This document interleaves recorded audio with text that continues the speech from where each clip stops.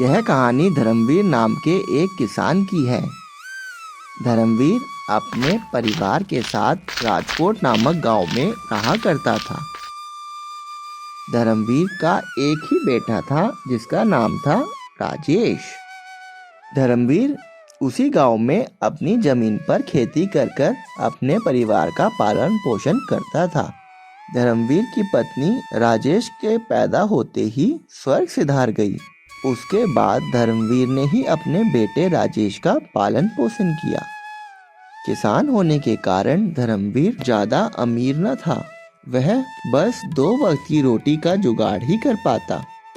वह अक्सर अपने बेटे को कहता कि बेटा तू पढ़ लिख कर जल्दी से अच्छा अफसर बन जा। फिर एक दिन, राजेश, ओ बेटा राजेश। हाँ पिताजी। बेटा तू क्या कर रहा है इतनी रात में? सोता क्यों नहीं? मुझे पता है तुझे बहुत ज्यादा तैयारी करनी पड़ती है, पर सुबह उठकर पढ़ लियो। ऐसा कर, अब तू सो जा, रात भी बहुत ज्यादा हो गई है। हाँ पिताजी, मैं सो जाऊंगा। अभी थोड़ी देर और पढ़ लूं, फिर उसके बाद सो जाऊंगा। हाँ मुझे पता है बेटा, तू यही चाहता है कि मैं फटाफट जल्दी से पढ़ लिख कर अफसर बन जाऊं। हाँ पिताजी, बस एक बार मेरी जल्दी से नौकरी लग जाए, फिर हमारी सारी गरीबी दूर हो जाएगी। हाँ बेटा, अब तेरे इस बूढ़े बाप की तुझसे ही उम्मीद है। बेटा तू कुछ भी करियो, पर हमेशा जो भी काम करियो पूरी ईमानदारी से करियो। कभी भी कोई काम ऐसा मत करियो जिससे तेरे इस बूढ़े बाप का सर शर्म से नीचे झुक जाए। बेटा मैंने तुझे बहुत ही मुश्किल से पाल पोस कर बड़ा किया है और मुझे पूरी उम्मीद है कि तू कामयाब जरूर होगा। हाँ पिताजी, मैं ऐसा कोई काम नहीं करूँगा जिससे कि आपको परेशानी हो। मैं जल्दी से एक बार बस नौकरी लग जाऊं, फिर उस सेठ के सारा कर्ज भी उतार दूंगा। फिर अगले दिन, अरे क्या कहा तूने? तू कब मेरे पैसे लौटाएगा? तुझे मैंने 2 साल पहले कुछ पैसे दिए थे, उन पे ब्याज लगे जा रहा है। अबे जब तेरी औकात ही नहीं थी पैसे चुकाने की, तो क्यों मेरे पास भिखारी बनकर आया है? सेठ जी थोड़े दिन की मोहलत और दे दीजिए, बस कुछ और महीने बस, और मेरी फसल जैसे ही बिकेगी मैं आपके दिए हुए सारे पैसे लौटा दूंगा। मुकेश, बाहर निकाल इसे, मेरी नजरों से दूर कर दे और धक्के मार के निकाल दे इसे यहाँ से। इन लोगों की मदद करते करते मैं तो एक दिन भिखारी बन जाऊंगा। मुकेश सेठ का ही इकलौता बेटा होता है। हाँ पिताजी, आपने ऐसे लोगों को क्यों पैसे दिए हुए हैं? इन गरीबों में अपना सारा पैसा बांटते बांटते देख लेना हम सब भी कंगाल हो जाएंगे। और एक उस धर्मवीर को देख लो जो 2 साल पहले यहाँ से पैसे लेके गया था और आज तक एक फूटी कोड़ी नहीं दी उसने। अरे हाँ याद आया, चल तो सही उस धर्मवीर के घर, जरा उसका भी आज हिसाब कर दूं। फिर सेठ और उसका बेटा मुकेश दोनों धर्मवीर के घर चले जाते हैं। धर्मवीर, ओ धर्मवीर, बाहर निकल, छुप के कहाँ बैठा है? साले मेरे पैसे लेके बैठा है कब से? अरे सेठ जी, आप मुझे ही बुला लिया होता, आप क्यों आ गए? बुला लिया होता? तुझे पता भी है आज 2 साल हो गए हैं पैसे लिए और तुझे कुछ होश ही नहीं है। जी सेठ जी, मैं आपके दिए हुए सारे पैसे लौटा दूंगा, मुझे सब याद है, बस थोड़े दिन की और मोहलत दे दीजिए। मेरा बेटा थोड़े दिन में एक अच्छी नौकरी में लग जाएगा, आप इस साल की और मोहलत दे दीजिए। हाँ, क्या कहा? 1 साल की? तेरे जैसा निकम्मा इंसान मैंने आज तक नहीं देखा। तुझे बिल्कुल भी शर्म नहीं है कि किसी का पैसा लेकर वापस किया जाता है? सेठ जी, मैं आपके सारे पैसे ब्याज समेत चुका दूंगा, बस मेरे बेटे को एक बार पुलिस की भर्ती में परीक्षा दे देने दो, वह पास हो जाएगा और फिर हम दोनों मिलके आपके सारे पैसे लौटा देंगे। हाँ, ये सब फालतू बातें मुझे मत सुना। तूने इस बार भी मुझे पैसे नहीं दिए तो फिर देख लेना, तेरी सारी जमीन मैं अपने नाम करवा लूंगा और साथ ही इस गांव में तेरा रहना मुश्किल करा दूंगा। और याद रखना मेरी इस बात को, मेरे पैसे नहीं मिले ना तो तेरा जीना मुश्किल कर दूंगा। चल मुकेश। ऐसा कहकर सेठ और उसका बेटा वहां से चले जाते हैं। पिताजी आप चिंता मत कीजिए, अभी थोड़े दिन में ही मेरी परीक्षा है। परीक्षा में जैसे ही मैं पास हो जाऊंगा मेरी सरकारी नौकरी लग जाएगी। उसके बाद मैं इस सेठ का सारा कर्ज चुका दूंगा। पिताजी अब थोड़े दिन की और मजबूरी है, फिर सब ठीक हो जाएगा। वहीं दूसरी तरफ सेठ के बेटे का दिमाग कुछ अलग ही खिचड़ी पका रहा होता है। अरे भाई मुकेश, तुम क्या सोच रहे हो? आजकल बड़े चुप रहते हो। अरे शामू भाई आ आ आ। मुकेश भाई मैं देख रहा हूँ जब से तुम धर्मवीर के घर से आए हो कुछ ना कुछ सोचे ही जा रहे हो। हाँ भाई शामू, मेरा दिमाग में कुछ और ही चल रहा है जिसे तू सुनेगा तो खुशी हो जाएगा। ऐसा क्या चल रहा है भाई आपके दिमाग में? तो सुन, बचपन से ही मुझे पुलिस में भर्ती होने का बहुत शौक था। भर्ती की परीक्षा में बहुत ज्यादा पढ़ाई करनी पड़ती है और तुझे तो पता ही है हम लोगों के कहाँ है बस की इतना पढ़ना। पर अब जो मेरे दिमाग में प्लान चल रहा है उससे तो यह लगता है कि मेरी तो पुलिस में पक्की नौकरी है। हा हा हा हा। अच्छा भाई, आप हमें तो बताओ ऐसा क्या है प्लान? तो सुन, कल मैं धर्मवीर के घर गया था अपने पिताजी के साथ। वहाँ बार बार वह कह रहा था कि मेरे बेटे की इस बार सरकारी नौकरी पक्की है। उसे अपने पागल से बेटे पर इतना भरोसा है कि वह तो बिल्कुल सरकारी नौकरी लगाए बैठा है और पूरे गांव में भी यही बात फैली हुई है कि धर्मवीर का बच्चा पढ़ने में बहुत होशियार है। अरे तो शामू कुछ ऐसा हो जाए जिससे कि मैं उस धर्मवीर के बच्चे को अपनी जगह पर परीक्षा में बिठा दूं और यह परीक्षा पास करवा दूं। पर मुकेश भाई आप ऐसा कैसे करेंगे? और वह धर्मवीर का लड़का हमारे लिए परीक्षा में क्यों बैठेगा? अरे उसे तो करना ही पड़ेगा। अब देख, मैं ऐसी चाल चलूंगा कि वो क्या उसका बाप भी परीक्षा में बैठने के लिए तैयार हो जाएगा।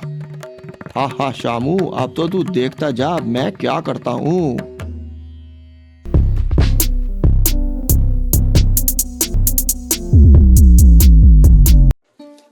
एक समय की बात है, बिरजेशपुर नामक गांव में फूलवती नाम की एक महिला अपने बेटे और बहू के साथ रहा करती थी।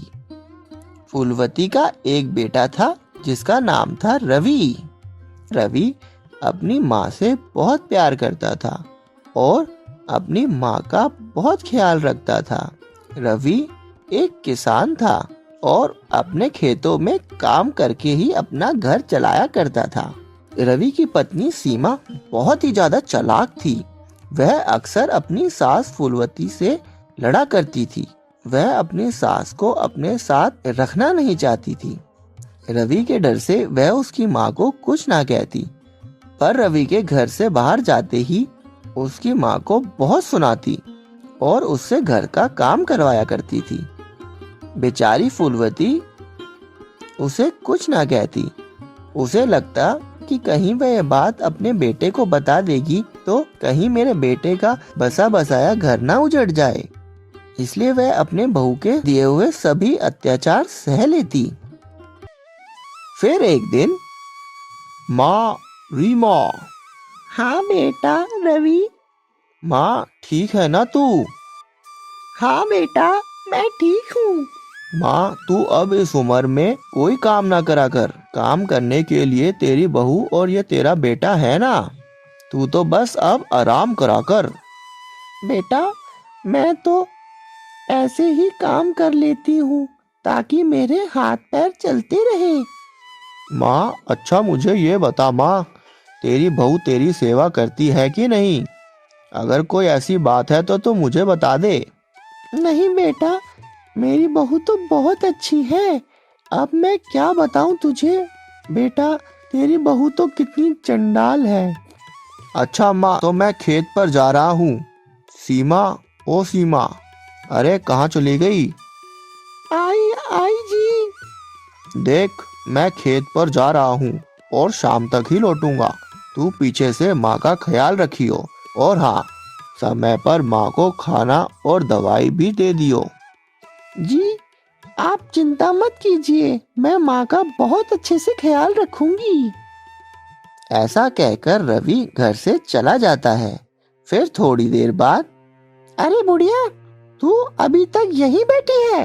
चल, अब तेरा बेटा गया, अब ये नौटंकी बंद कर और काम पर लग जा। अरे बहू, तू मेरे से ऐसे कैसे बात कर सकती है? तेरा बेटा जाते ही मैं अपने असली रूप में आ जाती हूँ। चल, अब जाकर रसोई में काम कर, थोड़ा काम कर लेगी तो घिस नहीं जाएगी। ऐसा कहकर सीमा वहाँ से चली जाती है। हे भगवान, ऐसी चंडाल बहू से अच्छा तो तू मुझे मार ही दे। अब इस बुढ़ापे में मुझसे कोई काम नहीं हो पाता। चलो, मैं काम करने ही चलती हूँ, नहीं तो ये आकर मुझे उल्टा सीधा और सुनाएगी। हाँ, मुझे तो इस बुढ़िया से पता नहीं कब छुटकारा मिलेगा। ऐसा क्या करूँ? मुझे कुछ समझ नहीं आ रहा कि मैं कैसे इसे घर से निकालूं।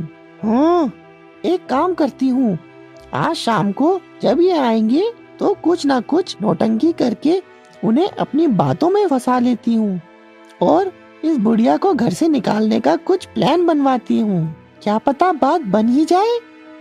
फिर शाम हो जाती है। रवि खेत से काम करके घर लौट आता है। अजी, आप आ गए? हाँ, माँ कहाँ है सीमा? माँ तो यहीं बाहर ही गई है, आती ही होगी। अच्छा, और तू बता, आज बड़ी थकी थकी सी लग रही है, सब ठीक है ना? हाँ, वो क्या? जो बोलना है बोल। क्या बताऊं जी, माँ जी है सारा दिन तो घर का मुझसे काम कराती है और ऊपर से माँ जी पूरे दिन मुझे कुछ ना कुछ सुनाती रहती हैं और मेरी कोई कदर नहीं करती। अरे तो इसमें क्या, बड़े बूढ़े लोग तो ऐसे ही बोल दिया करते हैं, इसमें इतना नाराज होने वाली क्या बात है? तभी फूलवती घर के बाहर आ जाती है। वह उन दोनों को झगड़ते हुए देख वहीं गेट पर ही रुक जाती है और गेट के किनारे खड़े होकर उनकी बातें सुनने लगती है। देख सीमा, तू ऐसा मेरी माँ के बारे में कुछ मत कह। वो बेचारी अब इतने बड़ी उम्र में कहाँ जाएगी, और तेरी हिम्मत कैसे हुई ये कहने की कि मैं अपनी माँ को घर से निकाल दूँ? अजी, तो मैं क्या करूँ? मुझे नहीं रहना तुम्हारी माँ के साथ। वह मुझसे सारा दिन काम कराती है और बदले में मेरी कोई कदर नहीं करती।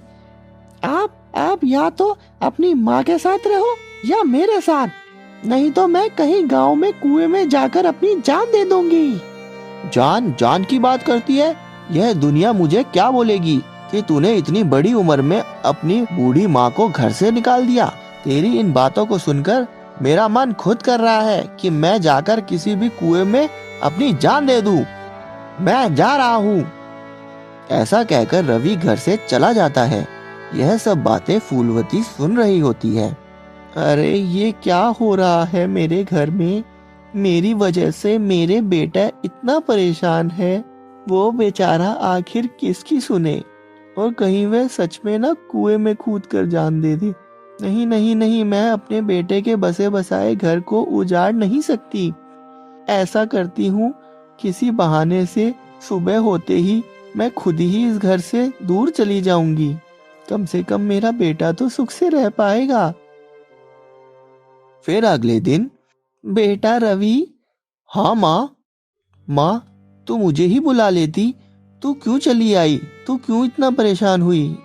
नहीं बेटा, मैं सोच रही थी कि कुछ दिन तेरे मामा के घर मैं रुक आऊं। पर माँ, अब अचानक से सब ठीक तो है ना माँ? हाँ बेटा, सब ठीक है। मैं तो ऐसे ही कई दिनों से मेरा मन कर रहा था अपने भाई से मिलने के लिए, इसलिए मैंने ये सोचा। अच्छा माँ, तो ठीक है, मैं कल ही तुझे मामा के यहाँ छोड़ आऊंगा। नहीं नहीं बेटा, तू क्यों तकलीफ करता है?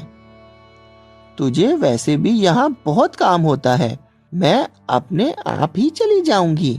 अभी मैं इतनी बूढ़ी भी नहीं हुई हूँ। पर माँ, तू इतनी दूर कहाँ अकेली जाएगी? मैं तुझे कल सुबह होते ही छोड़ आऊंगा। बेटा, तू चिंता मत कर, मैं तेरे मामा के घर पहुँचते ही तुझे फोन कर दूंगी। पर अब तू मुझे जाने दे। ठीक है माँ, तेरी जो इच्छा, पर ध्यान से जाना। ठीक है बेटा, तू किसी बात की चिंता मत कर और तू हमेशा खुश रही हो। ऐसा कहकर फूलवती अपने घर से चली जाती है। हे भगवान, मेरा तो पता नहीं क्या होगा, पर मेरे बेटे को सारी खुशियां देना।